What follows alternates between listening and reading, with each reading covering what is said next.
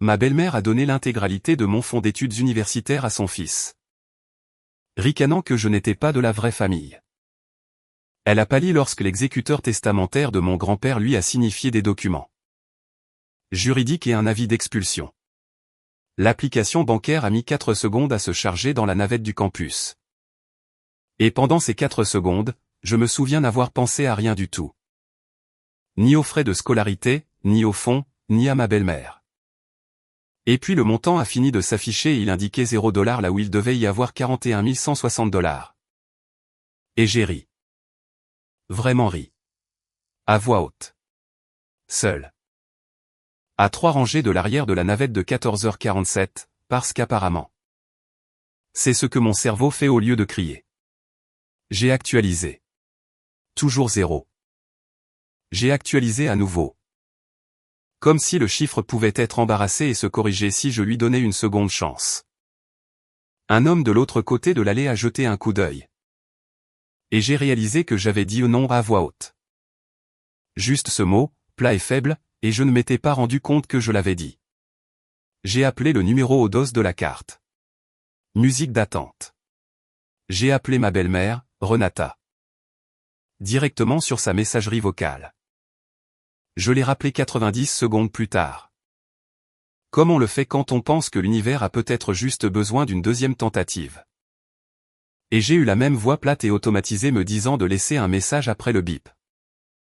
Je ne savais pas encore que le compte que je venais de voir tomber à 0 n'était pas du tout un compte d'épargne. Qu'il appartenait à une fiducie avec des règles que Renata avait enfreintes au moment même où elle y avait touché. Ou que dans 6 semaines. Je serais de l'autre côté de la rue de la maison de mon enfance à regarder un homme en polo scotcher un avis d'expulsion sur la porte que mon grand-père avait l'habitude de franchir. Ce mardi-là, tout ce que je savais, c'est que mon versement pour les frais de scolarité était dû dans 11 jours. J'avais $46 sur mon compte courant. Et la femme qui contrôlait mon fonds d'études depuis mes 14 ans ne répondait pas à son téléphone. Je suis descendu au mauvais arrêt juste pour pouvoir marcher et réfléchir.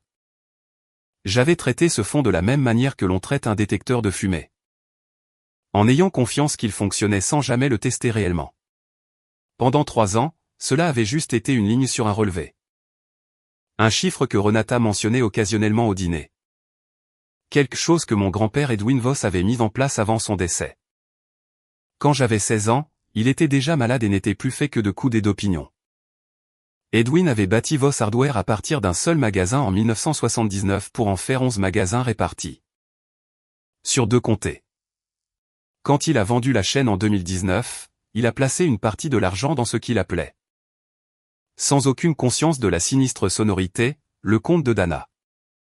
J'avais 14 ans. Mon père, Grant, était déjà depuis 3 ans en traitement pour une grave maladie qui allait finalement l'emporter. Edwin, pratique jusqu'à la froideur, a dit platement à mon père qu'il ne laisserait pas un fonds d'études au hasard ou aux factures médicales de Grant. Il le voulait verrouiller quelque part où Grant ne pourrait pas y toucher, même par accident. Renata avait épousé mon père quand j'avais 11 ans. Elle n'était pas chaleureuse à proprement parler, mais elle se présentait aux réunions. 2 fois aux urgences.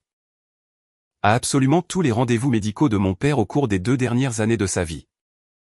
Quand sa main tremblait trop pour signer les formulaires de consentement et les fiches d'admission. Elle avait pris l'habitude de signer pour lui, rapidement, d'un geste expert, au nom d'eux. Parce que les infirmières s'y étaient habituées et que personne ne l'avait jamais remis en question. Je me suis souvenu de ce détail de la même manière que l'on se souvient d'une tasse ébréchée sur un comptoir de cuisine. Présente, banale, classée sans signification. Elle avait un fils d'un précédent mariage, Julien Marche, de 4 ans mon aîné. Qui avait ouvert il y a 2 ans un restaurant de la ferme à la table appelé en B&Dry avec de l'argent qu'il n'avait pas. J'y étais allé 2 fois. Le pain était bon. Les comptes, apparemment, ne l'étaient pas. J'avais surpris une seule conversation téléphonique, au printemps, où la voix de Renata était devenue tendue et basse. Comme elle le faisait quand elle pensait que je n'écoutais pas. Quelque chose à propos d'un fournisseur et d'un paiement finalé, je vais trouver une solution. Je trouve toujours une solution. Mon père est décédé quand j'avais 19 ans. Papy Edwin est décédé 8 mois plus tard. Le cœur, pas une longue maladie.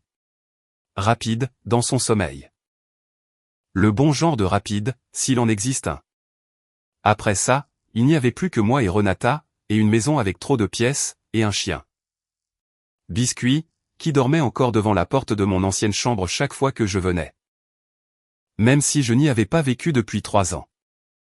Les funérailles d'Edwin avaient été modestes et pratiques, comme il l'aurait voulu. Une cérémonie sur des chaises pliantes au salon funéraire sur la route 9. Pas de fleurs parce qu'il avait toujours dit que c'était un gaspillage de $20. Et un déjeuner ensuite au restaurant où il avait mangé le même sandwich au thon tous les dimanches pendant 30 ans. Renata a tout organisé en 4 jours. A appelé le fleuriste pour annuler les arrangements que ma tante avait commandés sans demander. A trouvé les papiers de la concession funéraire qu'Edwin avait cachés dans un classeur derrière de vieilles déclarations d'impôts. Et n'a jamais pleuré une seule fois là où quelqu'un aurait pu la voir le faire. Je me souviens avoir pensé. En la regardant remettre au directeur des pompes funèbres une liste qu'elle avait tapée la veille au soir. Que quoi que l'on puisse dire d'elle. Elle était compétente en temps de crise d'une manière qui vous donnait envie de lui confier la crise suivante aussi. C'était la version d'elle à qui j'ai fait confiance avec une fiducie. Celle qui gardait un inhalateur de rechange dans son sac pour un enfant 2 portes plus loin qui n'était même pas le sien. Celle qui connaissait par cœur le numéro direct de l'oncologue de mon père. La maison sentait encore son odeur.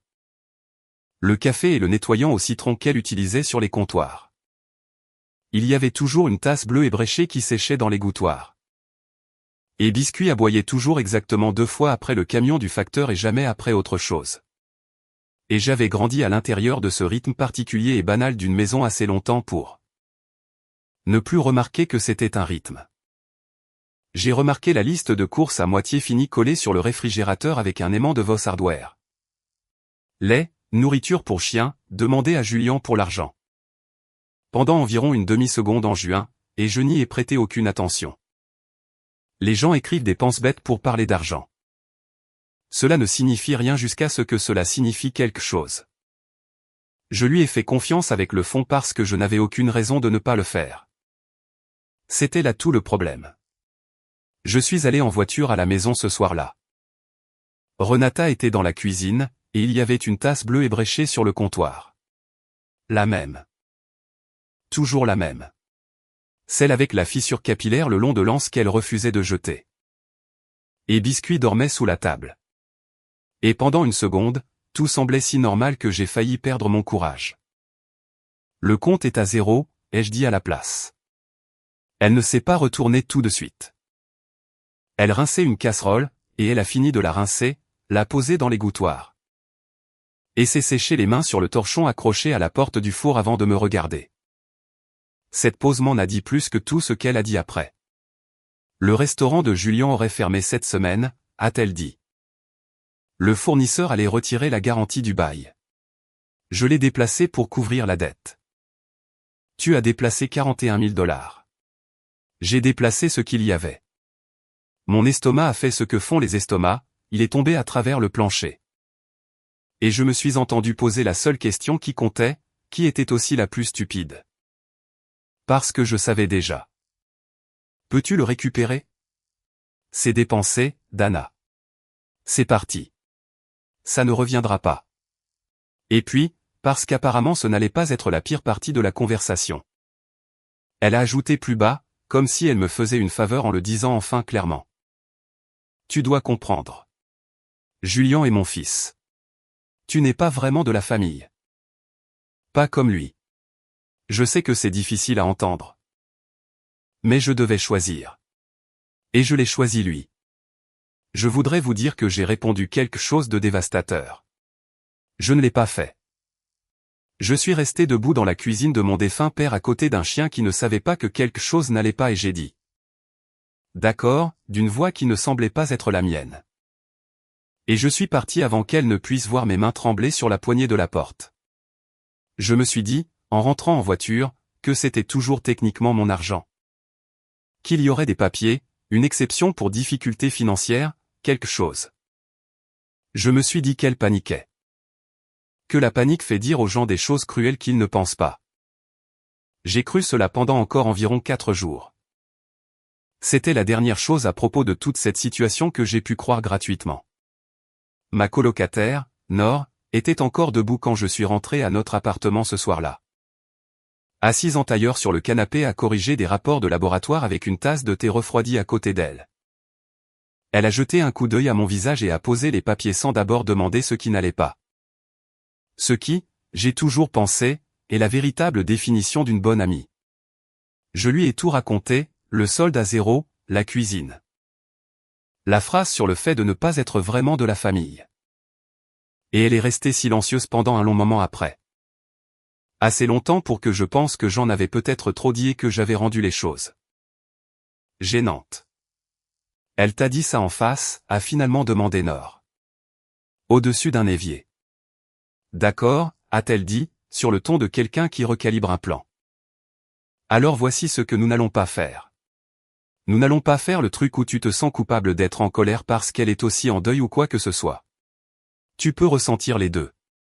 Mais nous n'allons pas non plus rester sans rien faire. Tu as toujours la vieille boîte de classement de ton père dans le placard. N'est-ce pas?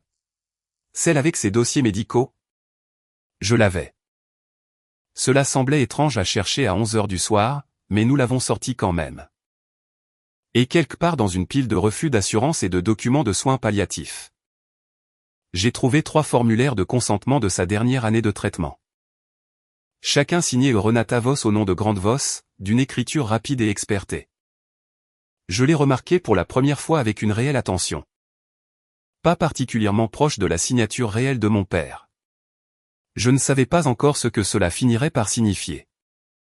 Je savais juste, en le regardant sous la lumière de notre cuisine avec Nor penché par-dessus mon épaule, que quelque chose à ce sujet me donnait froid dans le dos. Et j'ai mis le dossier dans mon sac avant d'aller me coucher. Pour aucune raison que j'aurais pu expliquer à voix haute pour l'instant. Avant tout cela, j'ai fait ce que j'imagine que la plupart des jeunes de 21 ans font en premier. J'ai essayé de régler ça moi-même, discrètement, sans avocat. Parce que les avocats semblaient être un aveu que c'était vraiment aussi grave que ça en avait l'air. J'ai trouvé une ligne d'assistance juridique en ligne et j'ai attendu 40 minutes. En écoutant la même boucle de 90 secondes de musique d'attente. Quand une bénévole a finalement décroché. Elle était gentille et clairement surchargée de travail et m'a dit, sans méchanceté, que les litiges financiers familiaux sur des comptes gérés conjointement étaient généralement une affaire civile entre les parties. À moins qu'il n'y ait une fraude documentée. Sa clinique ne pouvait pas faire grand-chose au-delà d'une lettre de mise en demeure. Que Renata pourrait simplement ignorer. Y a-t-il un moyen de savoir si c'est une fraude au lieu d'une simple mauvaise décision? Ai-je demandé. S'il y a des documents avec plus d'un nom dessus, a-t-elle dit. Commencez par là. La fraude laisse généralement une trace. Les mauvaises décisions, non. Je ne savais pas encore à quel point elle avait raison. Je suis allé à la caisse de crédit le lendemain matin. Principalement pour obtenir un relevé de la transaction. Quelque chose de concret à quoi me raccrocher. Ne m'attendant pas à ce que ce soit le premier fil d'une piste papier qui finirait par défaire la vie entière de quelqu'un. Je voulais juste la preuve que je ne perdais pas la tête à propos d'un chiffre sur un écran. La ligne automatisée de la caisse de crédit était inutile, alors le jeudi. Je me suis rendu à l'agence en personne et me suis assise en face d'une caissière nommée Priscilla. Qui a tapé mon numéro de compte, a froncé les sourcils en regardant son écran, l'a tapé à nouveau. Et a dit, ce n'est pas un compte d'épargne. Ma chérie. C'est un compte de fiducie. Je vais devoir appeler quelqu'un. Un compte de fiducie, ai-je répété. Comme si les mots pouvaient se réarranger en quelque chose de moins compliqué si je les disais assez lentement. Le quelqu'un était le directeur de l'agence. Qui a affiché quelque chose appelé contrat de fiducie numéro 2019 à 114 et a tourné le moniteur pour que je puisse le voir à moitié. Le nom de mon grand-père, mon nom, une liste de clauses. Et le genre de police de caractère que les avocats utilisent spécifiquement pour décourager les gens de les lire. Elle ne pouvait pas me dire grand-chose. Elle n'était pas la fiduciaire attitrée. Et le compte avait été signalé au moment du décès de mon grand-père pour un examen administratif. Que personne n'avait apparemment pris la peine de faire. Il y a une disposition de cofiduciaire, a-t-elle dit en plissant les yeux. Article 4.2. Tout ce qui dépasse 10 000 $ nécessite 2 signatures. Il y a un nom listé ici comme deuxième signataire requis. Elle a tourné davantage l'écran, et je l'ai lu moi-même cette fois. Un cabinet d'avocats, et en dessous, un deuxième nom que je ne reconnaissais pas du tout. Priya Anand, listée comme cofiduciaire successeur et exécutrice testamentaire. Alors comment un virement de 41 000 $ a-t-il pu être approuvé avec une seule signature? Le visage de la directrice a fait quelque chose que j'allais m'habituer à voir sur les visages des professionnels au cours des 6 semaines suivantes. Une lueur de ce n'est pas censé se produire? Rapidement lissée pour retrouver une neutralité de service à la clientèle. Je ne sais pas, a-t-elle dit, mais vous devriez appeler ce numéro et leur demander, pas à moi. J'ai appelé le numéro sur le parking avant même d'avoir démarré ma voiture. L'avocat s'appelait Nathaniel Cole. Et sa messagerie vocale disait qu'il pratiquait le droit des fiducies et des successions depuis 22 ans. Ce qui dans d'autres circonstances m'aurait rassuré. Au lieu d'être juste une phrase de plus que je devais écouter avant de pouvoir parler à une personne réelle. Il a rappelé dans l'heure, ce qui, j'allais l'apprendre plus tard, n'était pas normal. Et ce qui m'a dit, avant qu'il ne prononce un seul mot de fond. Que quelque chose dans mon message l'avait effrayé. J'ai besoin que vous me racontiez exactement ce qu'on vous a dit, a-t-il dit. Et j'ai besoin que vous soyez précise sur les dates. J'ai été précise sur les dates. Il est resté silencieux une seconde de trop après que j'ai fini. Je n'ai jamais autorisé une distribution supérieure au seuil de 10 000 $ sur cette fiducie. A-t-il dit. Ni cette année. Ni jamais. Tout transfert de cette taille nécessitait ma signature ou celle de Madame Anand par écrit. Avec notification à nous deux. Je n'ai reçu aucune demande. Je n'ai rien signé. Alors comment? Je ne sais pas encore, a-t-il dit, mais je vais le découvrir. Et j'ai besoin que vous ne fassiez rien d'autre. Ne la confrontez plus. N'acceptez pas d'argent en retour si elle en propose. Ne signez rien de ce qu'elle vous apporte. Pouvez-vous m'envoyer une photo du formulaire d'autorisation que la banque a dans ses dossiers? Aujourd'hui. Si vous pouvez l'obtenir. Je l'ai obtenu cet après-midi-là. Priscilla, que Dieu la bénisse, l'a imprimé sans poser trop de questions. Et je me suis assise dans ma voiture sur le parking de la caisse de crédit pour la 2e fois en 3 jours et j'ai regardé un formulaire avec 2 lignes de signature. La première disait, Renata Voss, fiduciaire. La seconde disait, Priya Anand, cofiduciaire, et elle était signée. Sauf que Nathaniel Cole venait de me dire, 40 minutes plus tôt, que Priya Anand n'avait jamais rien signé. Mes mains tremblaient trop pour tenir le téléphone stable quand je l'ai photographié. Priya Anand m'a appelé elle-même 2 jours plus tard. Et j'ai appris au cours des 90 premières secondes de cet appel qu'elle n'était pas une femme qui perdait son temps à être douce avec les mauvaises nouvelles. Ce que j'ai apprécié plus que je ne l'aurais cru. Je suis une fiduciaire professionnelle agréée, a-t-elle dit. 14 ans à faire ce travail. Principalement des successions avec des bénéficiaires mineurs ou jeunes adultes. C'est exactement pourquoi votre grand-père m'a nommé. Je veux que vous compreniez quelque chose clairement. Je n'ai jamais en 14 ans signé une distribution que je n'ai pas personnellement examinée. Je n'ai pas signé celle-ci. Cette signature n'est pas la mienne.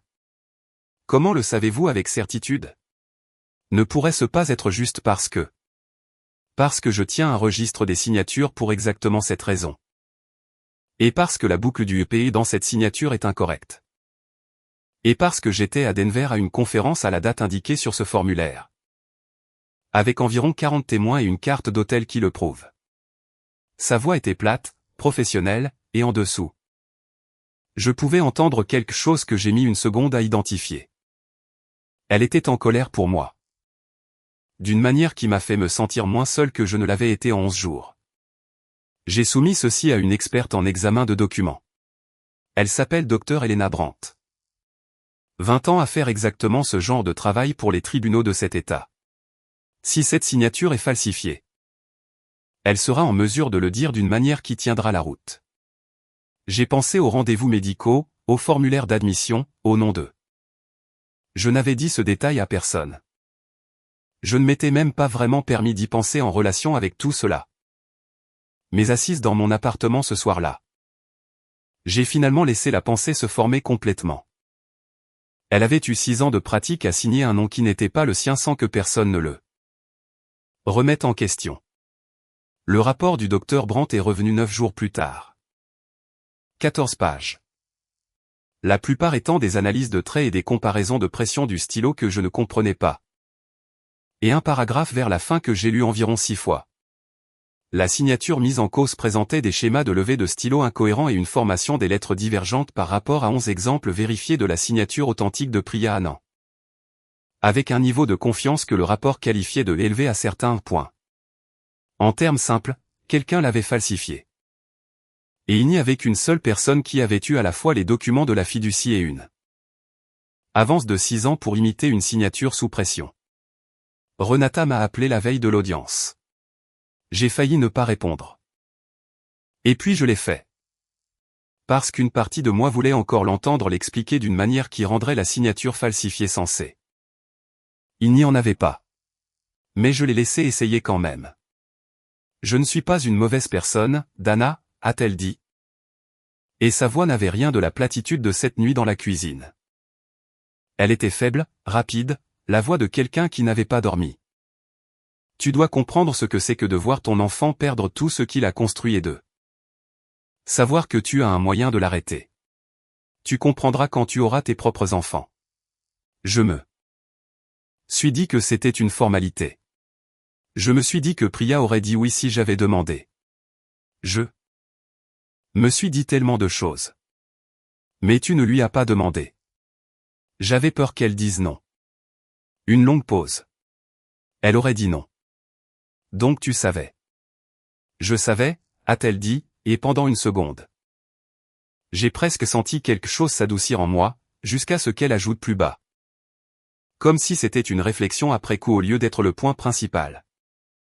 Je ne pense toujours pas que je l'annulerais si cela le sauvait. J'aurais juste souhaité que cela n'ait pas coûté autant. Je n'ai rien dit pendant un moment. En arrière-plan de l'appel.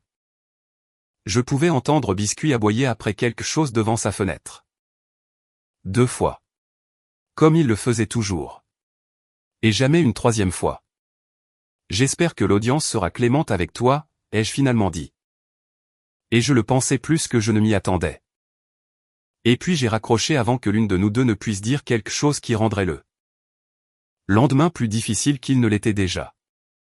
La requête d'urgence de Priya pour geler ce qui restait des actifs de la fiducie et suspendre les pouvoirs de fiduciaire de Renata a obtenu une date d'audience plus rapidement que prévu. 8 jours plus tard. Dans une salle d'audience au 3e étage du palais de justice du comté qui sentait le nettoyant pour tapis et le café froid. Je n'avais pas su que l'on me demanderait d'y assister jusqu'à ce que Nathaniel appelle la veille et dise. Gentiment, qu'en tant que bénéficiaire. On pourrait me demander de confirmer des faits de base pour le dossier. Et que je devrais porter quelque chose que je porterais à un entretien d'embauche et en dire le moins possible à moins qu'on ne me le demande directement. La juge était une femme nommée Elena Whitfield. Et Nathaniel m'a dit dans le couloir avant que cela ne commence qu'elle était juge depuis 19 ans et avait la réputation d'aller vite quand les papiers étaient en ordre.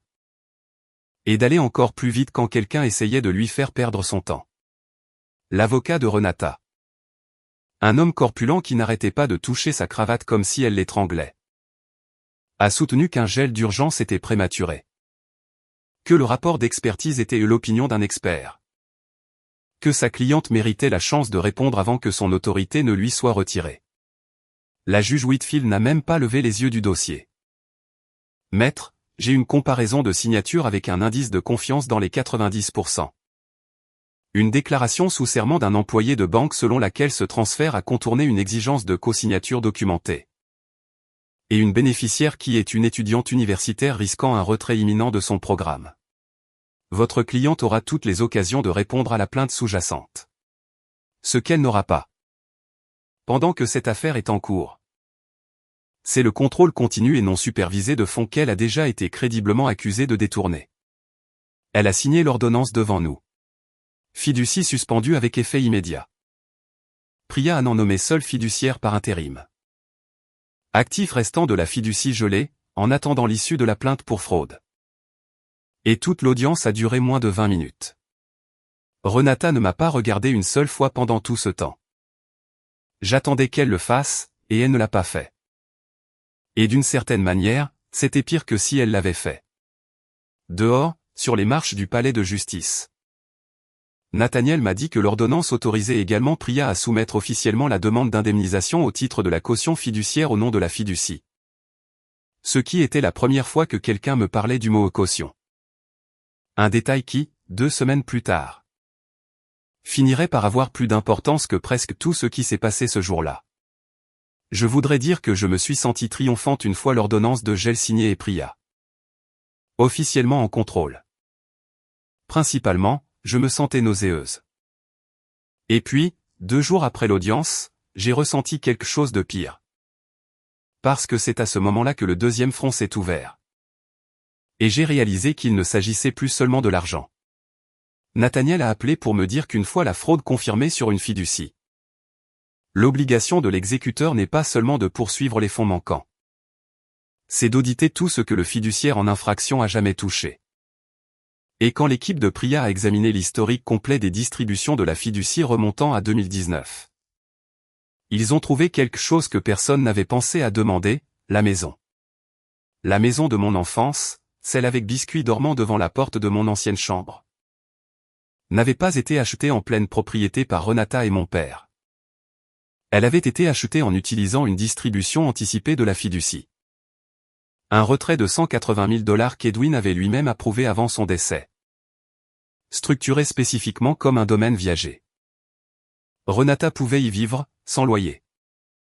Aussi longtemps qu'elle resterait une fiduciaire fidèle agissant dans l'intérêt du bénéficiaire. La clause existait, a dit Nathaniel presque en s'excusant. Parce que mon grand-père ne lui avait jamais entièrement fait confiance non plus et avait intégré une condition pour exactement ce scénario sans le dire à personne. La fraude n'annulait pas seulement le transfert, elle annulait la condition qui lui permettait d'y vivre. Pendant ce temps, sur un front complètement différent. Le bureau d'aide financière de mon université avait sa propre date limite.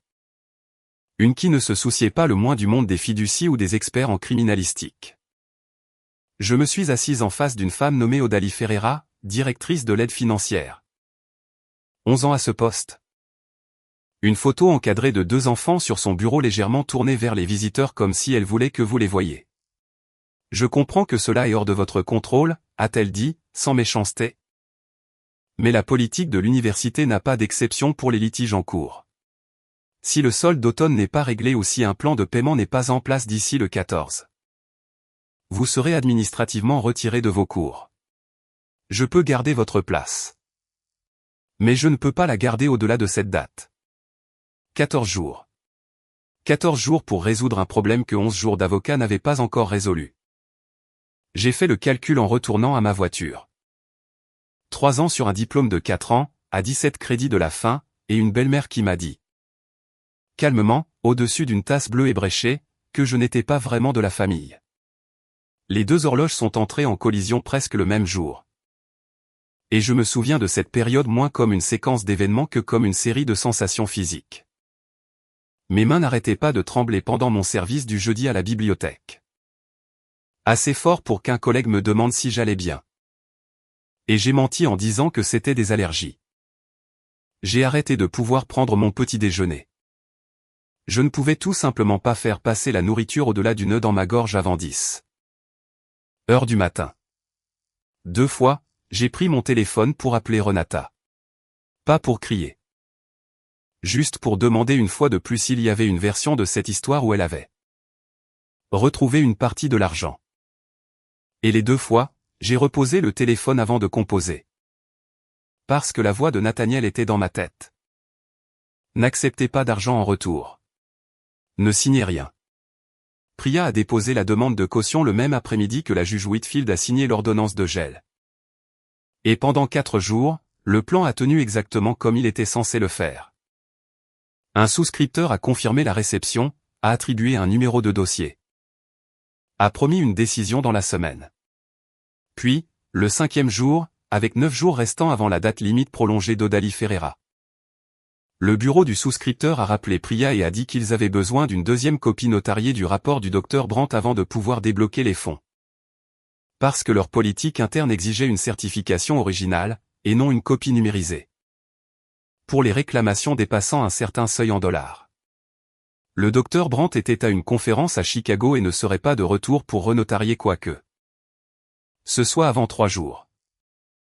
J'ai fait le calcul en tournant en rond dans mon appartement, à voix haute.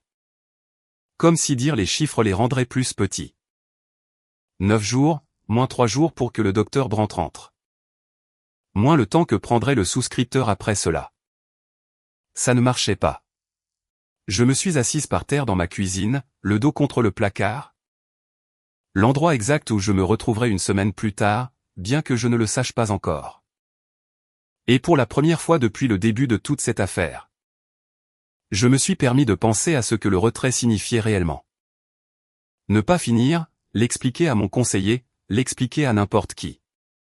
Priya a appelé directement le bureau du docteur Brandt et a trouvé un collègue disposé à récupérer le dossier original et à renotarier une copie le jour même en utilisant une procuration déjà enregistrée dans une affaire antérieure. Une solution de contournement dont Priya a admis plus tard qu'elle n'était pas entièrement sûre qu'elle tiendrait. Mais qu'elle a déposé quand même parce que, selon ses propres mots, parfois, on demande pardon plutôt que la permission quand les frais de scolarité d'une jeune de 21 ans sont en jeu. Ça a tenu. Le souscripteur l'a accepté 2 jours plus tard. J'ai appelé Odalie Ferreira le même après-midi et je lui ai dit la vérité. Une demande de caution, un montant en attente. Un délai qui avait déjà glissé une fois et qui pourrait glisser à nouveau. Elle est restée silencieuse une seconde, puis elle a dit quelque chose à quoi je ne m'attendais pas. J'ai déjà vu des blocages pour fraude, a-t-elle dit. Envoyez-moi n'importe quoi par écrit du bureau de l'exécuteur. Et je marquerai votre dossier pour une courte prolongation administrative au lieu d'un retrait pur et simple. 10 jours de plus après le 14. C'est le maximum que je puisse faire? Mais c'est quelque chose. Ce n'était pas une solution. C'était un problème plus petit, plus surmontable. La demande de caution a été approuvée 11 jours après que Priya l'ait déposée pour la première fois. Avec 5 jours de retard par rapport au calcul initial. Mais confortablement dans le délai de prolongation d'Odalie Ferreira. Je connais le chiffre exact parce que j'ai actualisé cette même application bancaire tellement de fois cette semaine-là que mon téléphone a commencé à suggérer le site web de la caisse de crédit. Avant que je n'ai fini de taper le EC. Quand le dépôt a finalement atterri. Non pas la totalité des 41 160 $ mais 38 500 $ structurés comme une distribution d'urgence contre la réclamation en attente. Je me suis assise sur le sol de ma cuisine, le dos contre le placard. Et j'ai pleuré de cette manière spécifique, laide et silencieuse. On pleure quand on a rationné sa peur pendant 2 semaines et qu'on peut enfin en déposer une. Partie. J'ai payé le solde des frais de scolarité cet après-midi-là. 4 jours avant la date limite prolongée d'Odalie Ferreira. Et j'ai reçu un courriel de confirmation automatisé avec un objet si ennuyeux, paiement reçu. Que je l'ai lu environ 10 fois juste pour sentir que les mots étaient vrais. Le procès et l'avis d'expulsion sont arrivés le même jour, ce que je n'avais pas prévu. Et Priya non plus, pour autant que je sache. Le tribunal a simplement traité la résiliation de la tutelle d'urgence et la déchéance du droit de résidence ensemble plus qu'elle découlait de la même constatation de manquement. Je n'étais pas là quand l'huissier est venu. Julien y était, cependant, et il m'en a parlé 3 jours plus tard d'une voix devenue plate.